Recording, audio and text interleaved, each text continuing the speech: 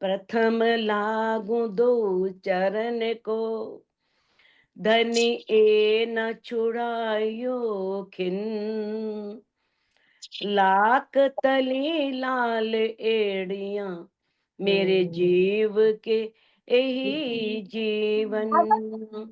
इन पाँव तले पड़ी रहूं, धनी नजर खोलो बातन।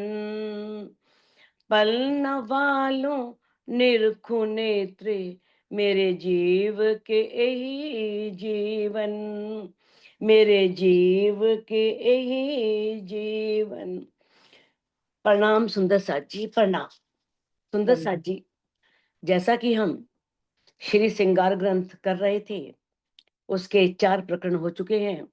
तो आज हम 5वां प्रकरण शुरू करने जा रहे हैं, जिसमें मामती जी ने धामधनी अक्षरातीत के चरणों के सौंदर्य का वर्णन किया है।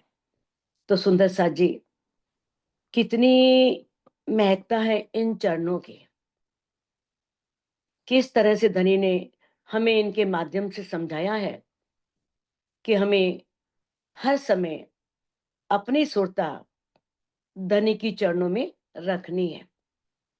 आप अक्सर देखते हो, जब स्तुति करते हैं तो सबसे पहले चरणों की स्तुति होती है। जब हम बोलते हैं बंदो सतगुरु चरण को, करूं सो प्रेम प्रणाम, यहाँ पर भी सबसे पहले हम सतगुरु के चरणों में प्रणाम करते हैं। प्रथम लागू दो चरण को, धनी ए ना छुड़ाइयो खिन। तो किस तरह से कहते हैं कि हे धनी, सबसे पहले मैं आपके दोनों चरणों में सिजदा करती हूँ, आपके दोनों चरणों के सौंदर्य को अपने दिल में बसाती हूँ। इसे एक पल के लिए भी मुझसे ना छुड़ाना। निज दिन ग्रहिए प्रेम सो, युगल स्वरूप के चरण। किस तरह से कहा है, आप शिवा पूजा करते हैं, उसमें भी आता है कि रात दिन हमें धनी के जो सुंदर चरण कमल हैं, उन्हें अपने हृदय में बसाना है। तो सुंदर साथ जी, आपके 5वें प्रकरण से लेकर के 8वें प्रकरण तक धनी के चरणों की सौंदर्य, उनके नखों का सौंदर्य, उंगलियों का सौंदर्य, तली का सौंदर्य और पैरों में धारण किए गए आभूषणों का सौंदर्य, उसका वर्णन किया है। और इस प्रकरण में राज्य के चरणों की शोभा का वर्णन है।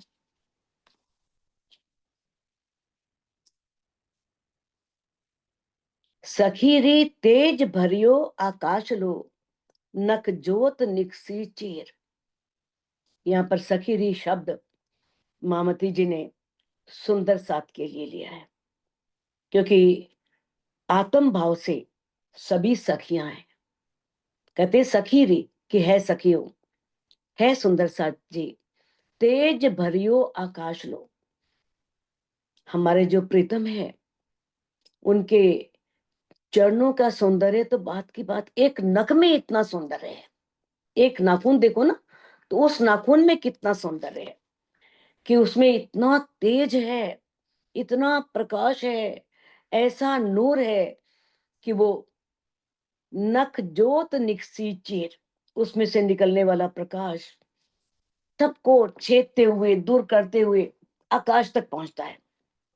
इतना सौंदर्य है दामदनी अक्षरातीत के नखों के सौंदर्य में। उनके जो सागर छेद के आवत, नहर निर्मल का नीर। उनके नखों से जो सुंदर नूरमयी प्रकाश निकल रहा है, जो नूर भरी ज्योति निकल रही है, वो किस तरह से, वहां सब कुछ नूर का है। आकाश भी नूर है, जमीन भी नूर है, नख भी नूर के हैं, यानी कि नूर नूर ही नूर है। वहां पर परमधाम में नूरमयी तत्व है और उसी से सब कुछ बना है। तो किस तरह से वो आकाश को चीरती हुई कैसे आगे बढ़ रही है, उदाहरण दिया है। जो मैंने जैसे एक लहर होती है ना, वो सागर को चीरती हुई, और कौन सी लहर, स्वच्छ, बिल्कुल साफ, निर्मल, निर्मल का नीर, स्वच्छ जो जल होता है वो किस तरह से अथाह सागर में चीरता हुआ, मानो कोई नहर है, वो किस तरह से सब जगह से निकलती हुई और सागर में प्रवेश कर लेती है। तो इस तरह से वो उनके नखों से निकलने वाला जो प्रकाश है वो सभी को चीरता हुआ, यानी कि वो प्रकाश ऐसा है कहीं रुक नहीं रहा, सीधा आकाश तक जा रहा है। इतना सुंदर है दामदनी अक्षरातीत के नखों के नूर में। रंग केते कहूं चरण के, आवे न महे सुमार। सुंदर सा जी आगे इंद्रावती जी कह रही हैं कि धनी के जो चरण कमल हैं उनकी सुंदरता का मैं कैसे वर्णन करूं। आवे न माहे शुमार, वो शुमार में नहीं आता। शुमार आप जान चुके हो, ये शब्द अनेकों बार आया है। तभी धनी ने कहा है कि वहां का सौंदर्य बेशुमार है, उसे शब्दों में बांधा नहीं जा सकता। लेकिन एक सुंदर साथ के हृदय में वो शोभा बस जाए, वो परम धाम बस जाए, तो थोड़ा सा धामधनी किस तरह से इंद्रावती जी के धाम हृदय में बैठकर कह रहे हैं कि बेशुमार को ल्याए शुमार में। ऐसा सौंदर्य है जो बेशुमार है, जिसकी कोई सीमा नहीं है, अब उसे वो किस में लाए हैं, शुमार में, शब्दों में लाए हैं। और किस तरह से कहते हैं, या ही वास्ते खेल दिखाइया, रू देख सी देखनहार। धामधनी अक्षातीत इंद्रावती जी के धाम हृदय में बैठ करके क्या कह रहे हैं, इसी के वास्ते तो खेल दिखाया है, और यहां बैठ करके वो ही नहीं देखा तो इस खेल में आने का फायदा क्या हुआ। अगर इस खेल में आकर के धनी के इश्क को ही नहीं समझा, धनी की शोभा सौंदर्य को ही नहीं समझा, रूहें वहां पर धनी के सौंदर्य में डूबी तो रहती थी, लेकिन जानती नहीं थी कि इतना सुंदर, बस डूबी रहती थी। अब जो डूबा है वो क्या जाने। तो कहते हैं इसी के वास्ते तो खेल दिखाया है, ताकि आपको पता लगे कि क्या है परम धाम, कैसे परम धाम का नूर तत्व क्या है। परम धाम में एक एक आभूषण का, एक एक अंग का, एक एक अंग में भी उनके नखों का सौंदर्य भी कितना है, जिसका वर्णन करने के लिए यहाँ पर कोई शब्द मिलता ही नहीं, किसी शब्दों से उसका वर्णन हो ही नहीं सकता। तो कहते हैं रू देख सी देखनहार। अब उस रूह को कौन देखेगा, जो देखने वाली रूह होगी, जिसकी निस्बत होगी, धनी से मूल संबंध होगा। अब देखो निस्बत आप जानते हो, निस्बत का अर्थ है मूल संबंध, और जो चरण कमल है धनी के, वो ही रूहों के जीवन का आधार है। अगर मान लो धनी के चरण कमल नहीं तो जीवन ही नहीं, जीवन का आधार स्तंभ है, जीने का एक माध्यम है धनी के चरण कमल। और किस तरह से बताया है, जब ये पहचान हो जाए कि मैं धनी की अर्धांगिनी हूं, तो ये है निस्बत की हकीकत। जब हमें बिल्कुल लगे हमने ध्यान लगाया, ध्यान से राज्य की शोभा को, श्रृंगार को अपने हृदय में बसाया, और जैसे जैसे धनी के अंग हमारे हृदय में बसते गए, वैसे वैसे एक रूह के अंग जागते गए, और उसने अपनी परात्म को राज्य के सन्मुख देख लिया, तो दृढ़ हो गया ना, दृढ़ निश्चय हो गया मैं धनी की अर्धांगिनी हूँ। हाँ, ज्ञान द्वारा हमने जाना मैं धनी की अर्धांगिनी हूँ, तारतम लिया, तारतम में यही कहा जाता है कि तुम ब्रह्मात्मा हो, ब्रह्म सृष्टि हो। तो जब एक रूह को ये दृढ़ हो जाता है कि मैं धनी की अर्धांगिनी हूं, ये वास्तव में निस्बत की हकीकत है। लेकिन जब ये पता लग जाए कि जो मेरा ये रूप है, जो मेरा स्वरूप है, रूप कहते हैं बाहरी को, स्वरूप कहते हैं जो हमारे अंदर बसा है। जो बाहरी आकृति है वो तो रूप है, जो अंदर बसा है वो स्वरूप है। जब ये पता लग जाए कि जो मेरा रूप है, जो मेरा स्वरूप है, वो सब क्या है, धनी के हृदय से प्रकट हुआ है। जो बात रूहें परम धाम में नहीं जानते थे कि हम धनी के हृदय से प्रकट होते हैं। धनी के हृदय में ही है, दिल में ही है, अलग नहीं है। जब ये बात पता लग जाए तो वो क्या है, वो निस्बत की मार्फत है कि मेरा जो ये रूप है, स्वरूप है, वो धनी के हृदय से ही प्रकट हुआ। और इसकी जानकारी इस जागनी ब्रह्मांड में मिली, क्योंकि इंद्रावती जी ने वर्णन नहीं किया है ना कि मैं किस तरह से, अगर मान लो आप मेरे दिल में ना आते, ना विराजमान होते, तो मैं तो जड़ में सिर ले ढूंढती, जड़ में टकरे मारती रहती है संसार में, मुझे पता चलता ही नहीं। आप खुद अंदर आकर के विराजमान हो गए और किस तरह से मुझे मेरे घर की पहचान कराई, मुझे मेरी पहचान दी, मुझे अपनी पहचान कराई। तो ये क्या है, देखो, निस्बत मूल संबंध, मैं धनी की अर्धांगिनी हूं, ये दृढ़ता, निस्बत की हकीकत। और इसके पश्चात जब ये हो जाए कि मेरा रूप, मेरा स्वरूप, सब कुछ धनी के हृदय से प्रकट हुआ है, तो वो क्या है, निस्बत की मार्फत। इसीलिए सागर ग्रंथ में आप पढ़ चुके हो किस तरह से छठे प्रकरण की 11वीं चौपाई में आया था, ए चरण निमक ना छोड़िए, राखिए माहे नैनन, कि इस चरण को एक पल के लिए भी नहीं छोड़ना, अपने नेत्रों में रखना है। एक पल के लिए भी वो सौंदर्य अलग ना हो। आंखें बंद करो तो धनी के चरण कमल दिखाई दे। कहते ए निस्बत हक अर्श की, मेरे जीव के यही जीवन। ये निस्बत कहाँ की है, परम धाम की। किससे, धाम धनी से हमारा मूल संबंध है, और हमारे जीवन के, जीव के वो ही आधार है। तो मेन चीज आत्म की जागनी तो है ही, लेकिन जीव की जागनी भी जरूरी है।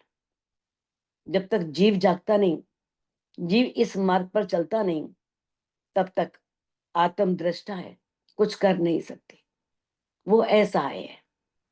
इसलिए धनी ने सबसे पहले हमें प्रकाश हिंदुस्तानी में वही बताया कि जीव को जगाना कैसे है।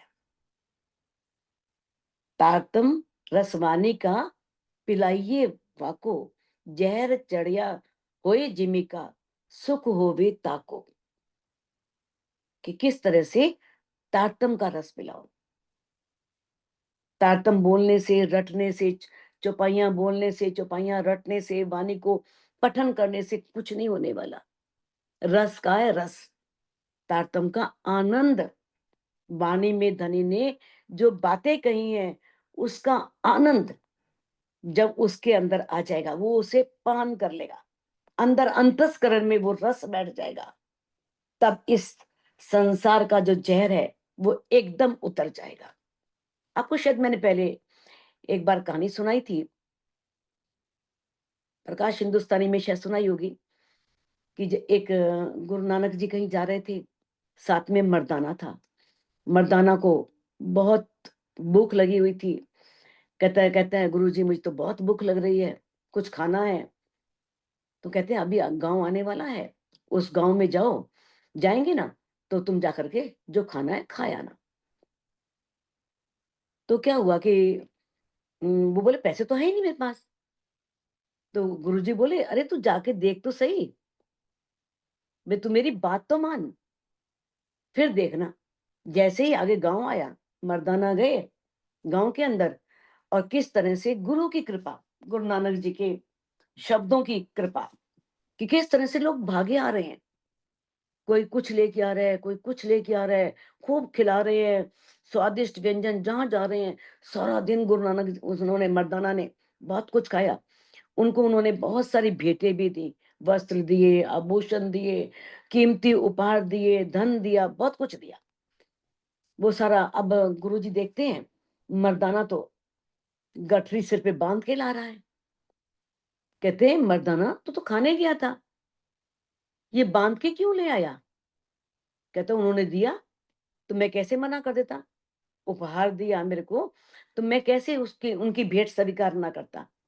कहते नहीं, जो कुछ मिला था ना, सबसे प्रेम से लेकर के सबको बांट आना था। हमारा काम नहीं है ये संग्रह करना, इनको रखना, जो है सब में बांट दो। तब गुरुजी के कहने पर थोड़ा सामान उन्होंने, जो वहां गांव के लोग थे उनको बांट दिया, थोड़ा बहुत वहीं जो पास पास थे उनको बांट दिया, बाकी गठरी लेके फिर चल पड़े। तो गुरुजी आगे आगे, मर्दाना पीछे पीछे, क्योंकि गठरी का भार भी है। अब गुरुजी कहते हैं, मर्दाना मेरी बात मान, ये बोझ मत रख, हमें खाली हाथ चलना होता है जहां भी जाना होता है, और जो चाहिए होता है अपने आप मिल जाता है, इसकी जरूरत नहीं है। तभी मर्दाना के मन में लालच था, इतने कीमती जवाहरात कल को काम आएंगे बहुत, और कभी कोई ऐसा संकट आया तो इसे हम खर्च करके बहुत कुछ ले सकते हैं। लेकिन गुरुजी की बात मान के थोड़ा सा सामान और बांट दिया, लेकिन कीमती जो हीरे थे, या कोई हीरे नहीं, कोई आभूषण वगैरह थे, गहने थे, वो नहीं बांटे, बाकी सामान बांट दिया कि चलो ठीक है गुरुजी कह रहे हैं। तो वो फिर लेके चल पड़े। गुरुजी कहते, मान मेरी बात मान, ये सांप और बिच्छू हैं, इन्हें फेंक दे। मर्दाना बोला, गुरुजी ये तो आभूषण है, ये सांप और बिच्छू कैसे हो गए? कहते, अभी दिखाता हूं। उन्होंने कहा, ये गठरी उठा करके पेड़ के नीचे रखो वहां पर सामने, और खुद दूर जाके दोनों छिप गए। गठरी पेड़ के नीचे रख दी। अब 4 चोर आ रहे थे वहां पर। अब उन्होंने आए, पेड़ के नीचे विश्राम करते हैं, चलो भाई। गठरी खोली तो आभूषण निकले, तो उन्हें लगा कि चलो ठीक है आपस में बांट लेते हैं। तो 2 जने बोले कि तुम दोनों जाओ, खाना ले आओ, पहले खाना खाते हैं, फिर हम चारों इस आभूषणों को बांट लेंगे। अब 2 जने पास में गांव में खाना लेने चले गए। अब दोनों ने जो पीछे थे, उन्होंने प्लानिंग बनाई कि जैसे ही वो खाना लेके आएंगे ना, उनको हम मार देंगे। खाना लेके आएंगे, उनको मार देंगे, और ये सारा आभूषण हम आपस में बांट लेंगे। अब वो दोनों आए, तो उन्होंने दोनों ने जैसी प्लानिंग बना रखी थी, आते ही उन दोनों को मार दिया। मारने के बाद वो भोजन करने बैठ गए। अब जैसे ही भोजन किया, वो भी मर गए, क्योंकि उन दोनों ने भी प्लानिंग की थी कि हम खाना यहीं से खा के चलते हैं, इनका खाना ले जाते हैं, खाने में जहर मिला दी, वो खाना खाएंगे, मर जाएंगे, और हम दोनों बांट लेंगे। तो गुरुजी बोले, मर्दाना बोल, ये सांप और बिच्छू हैं कि नहीं? तब मर्दाना माना कि हाँ, ये सांप और बिच्छू है, ये है जहर जिमी का। वाणी में इसीलिए कहा है जहर जिमी का, चढ़िया हुए, जिसके ऊपर जहर का, जब इस जमीन का जहर चढ़ा हो ना, इस आभूषणों का किसी काम नहीं आने वाले, सब यही रह जाने वाले हैं। जितना धन दौलत है उतने ही आपके दुश्मन है, बच्चे भी आपके वो हैं। सबको आपस में होता है, हमें नहीं मिलेगा, उसे मिल जाएगा, उसे नहीं मिलेगा, आपस में भी झगड़े हो जाते हैं संपत्ति के पीछे। तो इस तरह से हमें धनी ने बताया कि सिर्फ हमें, ठीक है जितनी आवश्यकता है वो तो देखो जरूरी है, लेकिन आवश्यकता से अधिक संग्रह नहीं करना। और हमें किस तरह से, वो आया था ना, सूता ने केम करो जी, जहर जिमी माए जी, प्रकाश हिंदुस्तानी में 36वें प्रकरण की ये चौपाई है पहली। तो वो आपने पढ़ी है कि भाई ये जमीन जहर के समान है, कब तक सोओगे इसमें? जागो, कोई तुम्हारा नहीं है। जितने भी आपके बंधु हैं, बेटे हैं, बहुएं हैं, बेटियां हैं, सबका कोई ना कोई पूर्व जन्म का कर्ज है, वो लेने आते हैं बस। जब कर्ज पूरा होता है तो कोई संबंध नहीं रहता। तो ये जहर को इसलिए कहा है कि हमें हम हर समय धनी के चरणों में ही अपनी सुरता को रखना है, उसी में ही अपने को मानना है कि हम धनी के चरणों में ही बैठे हैं बस। प्यारे पाऊं मेरे पीऊ के, देख नख अंगूठे उंगलियों। अब इंद्रावती जी कहती हैं कि जो मेरे प्रीतम है, उनके जो पांव हैं बहुत प्यारे हैं, बहुत सुंदर हैं। उनके नख, नाखून, अंगूठे, उंगलियां, एक एक का सौंदर्य इतना अधिक है, सो बैठे बीच दिल तखत के। और किस तरह से वो आकर के मेरे दिल में सिंहासन बना करके बैठ गए। मेरे दिल में उन्होंने अपनी बैठक की है, तो अर्श कैया मेरे दिल को। इसीलिए इंद्रावती जी बता रही हैं कि मेरे दिल को अर्श की मिली। तो यहाँ पर वो हमारे लिए सिखापन दे रही हैं, किस तरह से इंद्रावती जी ने अपने दिल को अर्श बनाया और राज्य ने उनके दिल को अर्श कर करके अपना सिंहासन लगा करके वहां विराजमान हो गए। तो अब हमें सिखापन दे रही है इंद्रावती जी कि तुम भी इसी तरह से, अगर धनी ने ये कहा है ऊपर नीचे अर्श न कहिया, अर्श कहिया मोमिन कलूब, कि मोमिनों के हृदय को ही अर्श कहा है, तो तुम भी अपने दिल को अर्श बनाओ, अर्श के समान साफ सुथरा बनाओ, उसके अंदर जरा भी इस संसार का कूड़ा करकट कचरा ना हो। 2 अंगूठे 8 अंगुरी नख शोभित तिन पर। देखो, एक एक बनावट का एक एक चीज का वर्णन किया है, उसे उसी के अनुसार अपने हृदय में बसा करके अपने अंतर चक्षुओं से देखने का प्रयास करना है। क्या बताया? 2 अंगूठे हैं और 8 उंगलियां हैं, और अंगूठों में और उंगलियों में नख शोभित तिन पर, उसके ऊपर नाखून सुशोभित हो रहे हैं, नाखून दिख रहे हैं। नख लगते सिर अंगुरी ए जोत कहूं क्यों कर। अब जो ये उंगलियों का सिरा, सिरा जानते ना, कोना, जो उंगलियों का ऊपर का भाग है, वहां पर वो नख नाखून शोभा दे रहे हैं। कहते ए ज्योत कहूं क्यों कर, और उस नाखूनों से निकलने वाली ज्योति का मैं कैसे वर्णन करूं।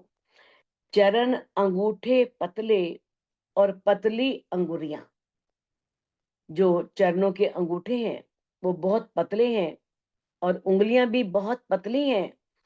लाल रंग माहे शोभित अतंत उज्जलिया, वो जो उंगलियां है ना, बिल्कुल उज्जवल श्वेत रंग, और उसके अंदर लालिमा यानी कि गुलाबी पल लिए हुए, ऐसी सुंदर वो उंगलियां हैं, ऐसा सुंदर धामधनी अक्षातीत के अंगूठे हैं।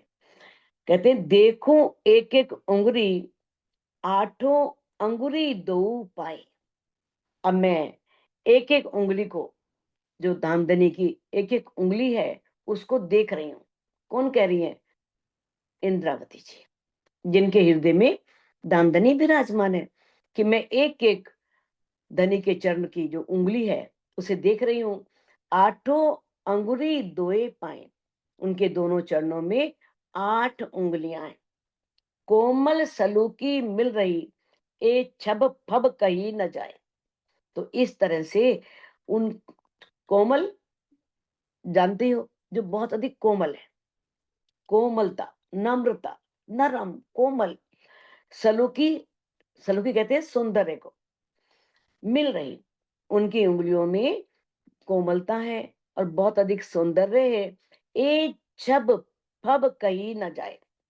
अब जो वो छवि है ना, जो उन चरणों की जो छवि है, उसकी फब को, फब मैंने उसकी शोभा को, उसके आकर्षण को, उसकी मोहकता का कही ना जाए, वर्णन नहीं किया जा सकता।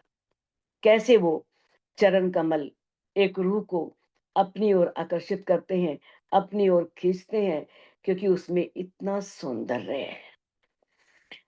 2 पांव बड़ी 2 उंगली। अब जो 2 चरण है धामधनी के, तो उसके जो पास की उंगलियां हैं दोनों, वो बड़ी हैं, अंगूठों बराबर, और अंगूठों के बराबर वो उंगलियां हैं। 3 थे 3 उतरती लगती कोमल सुंदर, और उनसे जो 3 उंगलियां हैं आगे, वो दूसरी उससे छोटी, तीसरी उससे छोटी, चौथी उससे छोटी, यानी कि इस तरह से क्रम से वो उंगलियों की शोभा है। जैसे अंगूठा है, अंगूठे के साथ 2 उंगलियां जो साथ वाली हैं दोनों अंगूठों के, वो बड़ी हैं, और बाकी क्रम से तीनों उंगलियां जो हैं वो धीरे धीरे उतरती हुई है। झलकत नूर बराबर ऊपर अंगुलियों नख। अब उंगलियों में जो नख है, नख नाखून उसके अंदर से किसी में कम नहीं है, सब में बराबर समान रूप से झलकत नूर बराबर, बराबर का अर्थ है समान रूप से उन सब में नूर झलक रहा है। सभी नखों में जो उंगलियों के नाखून है वो इतने सुंदर हैं। कहते हैं शोभा सलूकी नख जोत की, जुबा कह न सके इन मुख। और जो इन नाखूनों की जो ज्योति है, प्रकाश है, उसकी जो शोभा है, उसका जो सौंदर्य है, जुबा कह ना सके इन मुख। इंद्रावती जी कहती हैं इस स्वप्न के ब्रह्मांड में, इस स्वप्न के तन से, मेरे मुख से वो शोभा का वर्णन नहीं हो सकता। कर रही हूं, लेकिन वास्तविकता जो यथार्थ है वो इससे बहुत आगे है। यानी कि करोड़ों गुना सौंदर्य मान लो कि उससे अधिक है जितना मैं वर्णन कर पा रही हूँ। अतंत ज्योत नखन की, ताको क्यों कर कहूं प्रकाश। अब कहते हैं कि नाखूनों की अत्यंत ज्योति है। अत्यंत ये बोलते हैं अतंत मैंने जिसका कोई अंत ना हो, यानी कि जिसकी कोई सीमा ही ना हो, ऐसी शोभा है उन नाखूनों की। ताको क्यों कर कहूं प्रकाश, तो मैं उसके प्रकाश का कैसे वर्णन कर सकती हूँ। कह के मुख एता कहे, जोत पहुंची जाए आकाश। अगर कुछ प्रयास भी करती हूँ कहने का, तो बस इतना ही कह पाती हूँ कि उनके नाखूनों से निकलने वाला प्रकाश आकाश तक जा रहा है। कल्पना करो, देखो किस तरह से नाखूनों से प्रकाश निकल रहा है, और उसमें से निकलने वाला प्रकाश ऊपर तक जा रहा है, जैसे बल्ब जल रहे हो, और वो भी करोड़ों वाट, करोड़ों वाट के बल्ब जल रहे हो। जो सुंदरता अंगुरियों और सुंदरता नखजोत।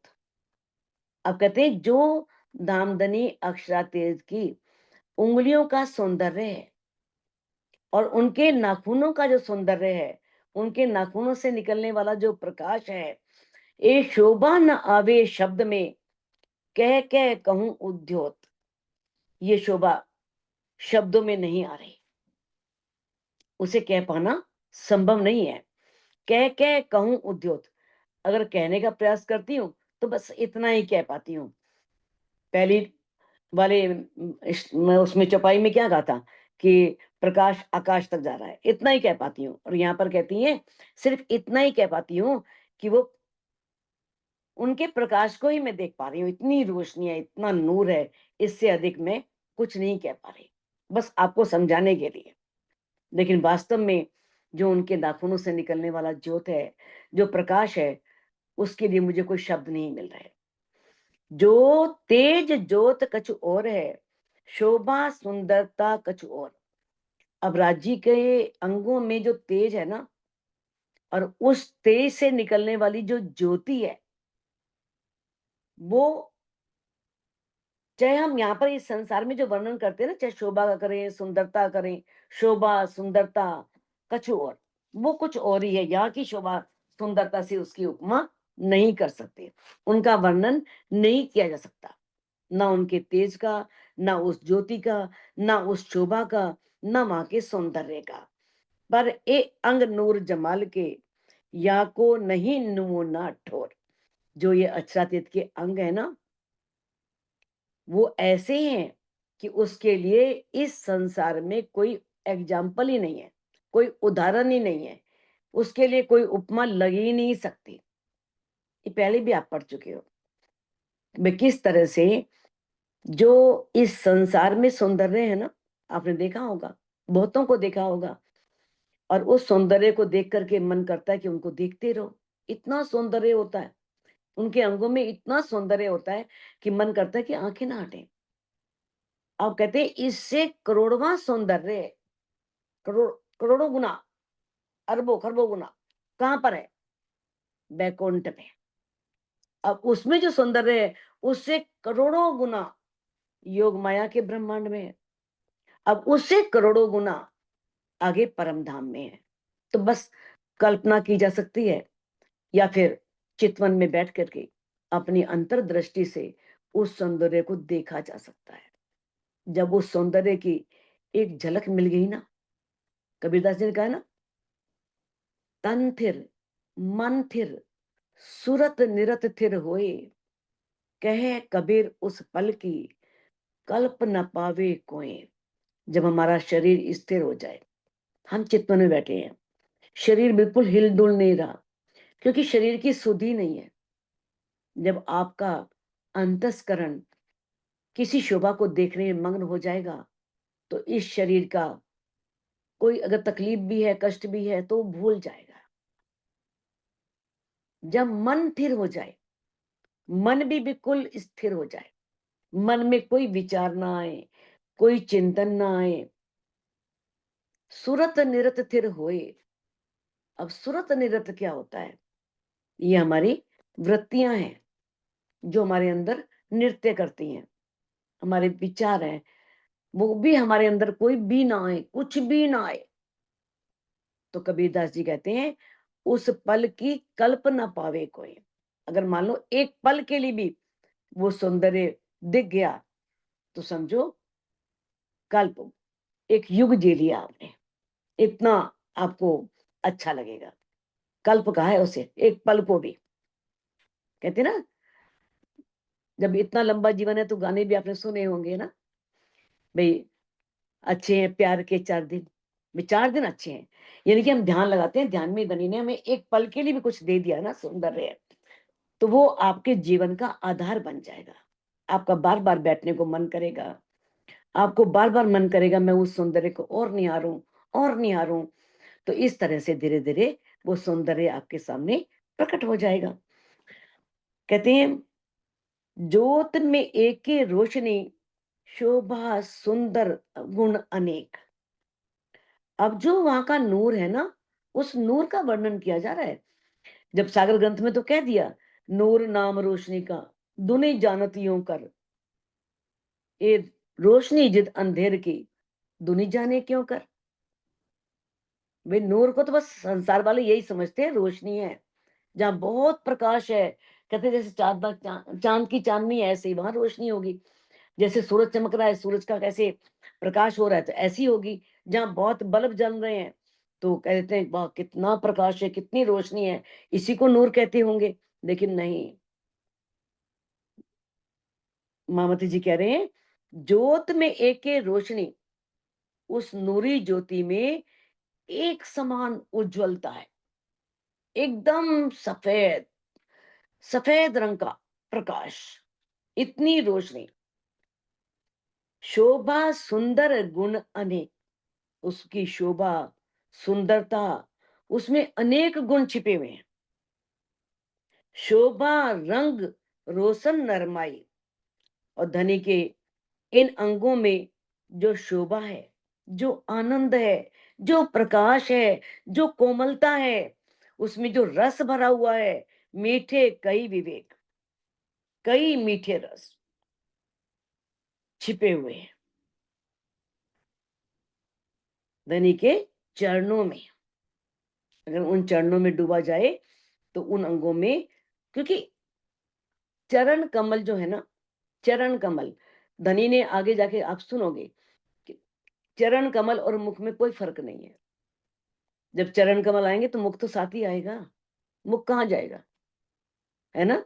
जब कोई व्यक्ति के चरण कमल अंदर आएंगे, चरण अंदर बैठ जाएंगे, तो पूरा ही व्यक्ति अंदर आएगा ना, पूरे धनी अंदर आएंगे। तो इस प्रकार से बताया है कि उस शोभा सौंदर्य को, उसकी सलूकी को, नम्रता को, उस नूर को चितवनी में बैठ करके देखने का प्रयास करो। शोभा माहे सलूकियां और खुशबोई सुखदाय।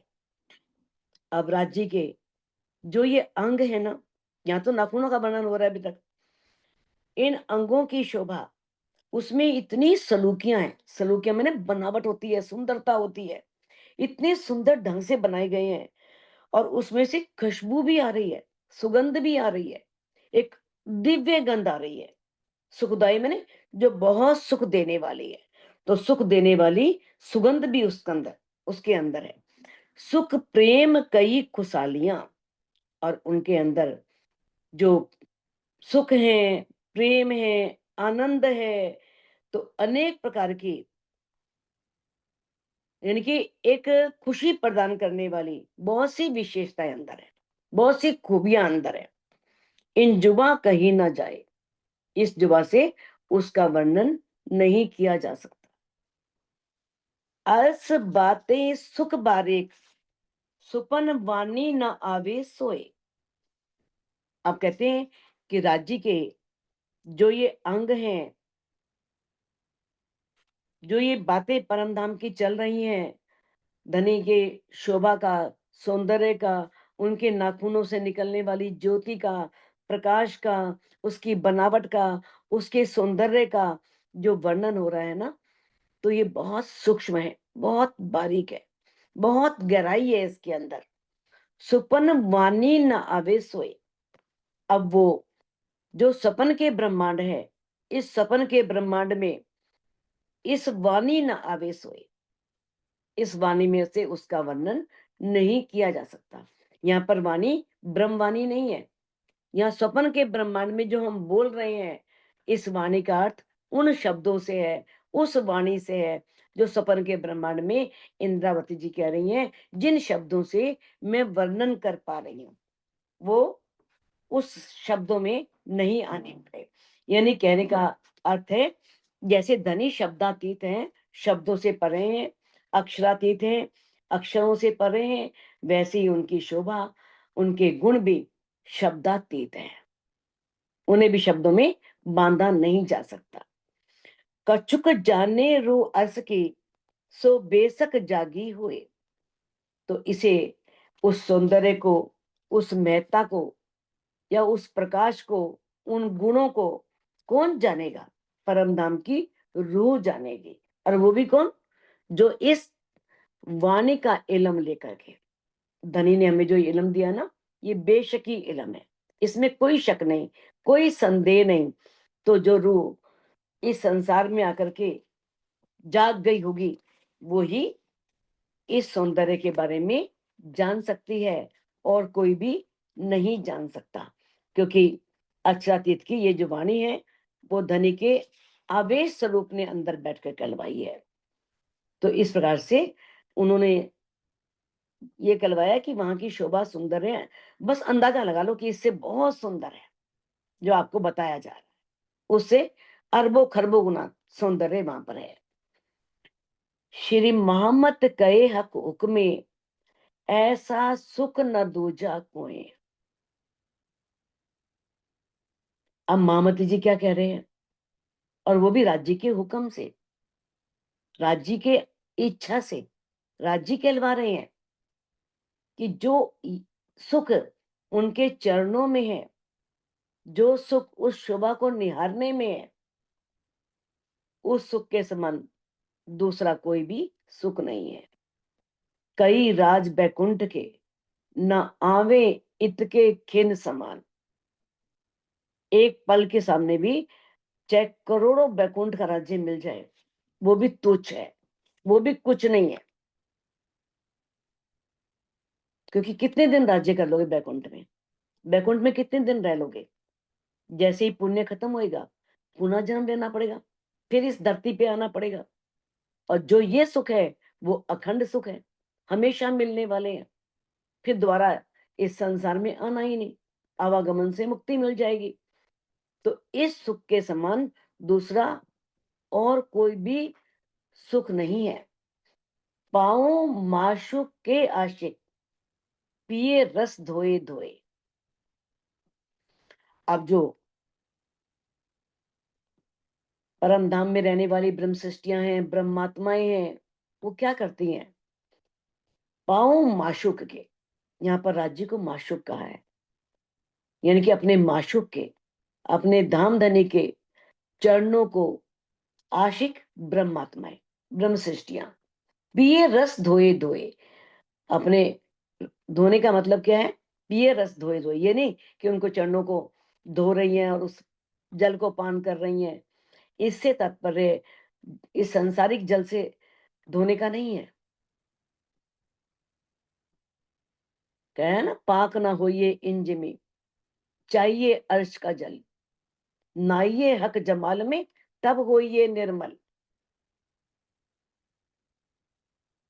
सिर्फ यहाँ के जल से पवित्रता नहीं होती, हमें परमधाम का जल चाहिए। परमधाम का जल यानी कि हम किस तरह से, धनी ने बताया है कि तुम होज कोसर की मछलियां हो, तो वो होज कोसर में विचरण करो, होज कोसर में रमण करो, होज कोसर में धनी को लेकर के उन टापू महलों के सुख लो। तो अर्श का जल चाहिए। तो कहते हैं इसका अर्थ ये नहीं है कि सिर्फ वो पिए रस धोए धोए, धनी के चरण कमल धो धो करके, अरे चरण कमल दिख रहे हैं, उसे धोया कैसे जाएगा?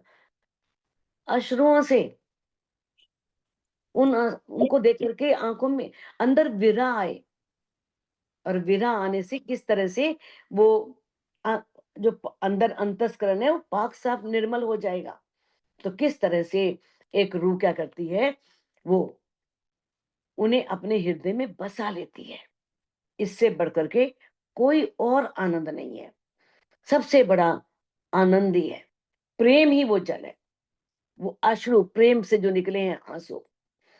कहते हैं कि जो ब्रह्म सृष्टियां हैं वो धनी के सुंदर चरण कमलों में, उनके ध्यान में डूब जाती हैं, उस सौंदर्य में डूब जाती हैं। तो इसका अर्थ है चितवनी। कौन सी चितवनी? ज्ञानमयी चितवनी नहीं, कैसेट चल रही है, शब्दों में खोए हुए हैं और वो चितवनी हम कर रहे हैं, वो ज्ञानमयी चितवनी है। हमें पता लग गया ये रास्ते पार करने हैं, ऐसे पहुंचना ऐसे पहुंचना, नहीं, प्रेममयी चितवनी। जब प्रेम आए, उस प्रेम से वो सब दिखाई दे। तो यहाँ पर कहा है कि हमें किस तरह से धनी की हमें धनी को याद करना है और प्रेममयी चितवनी में डूबना है। तो सुंदर साथ जी इस चौपाई को अनम्यूट करके आप दोहरा सकते हैं। श्री महामती कहे हक हुक्मे, श्री महामती कहे हुक्मे, ऐसा सुख न दूजा कोई, ऐसा सुख न दूजा कोई। पाऊं मासुक के आशिक,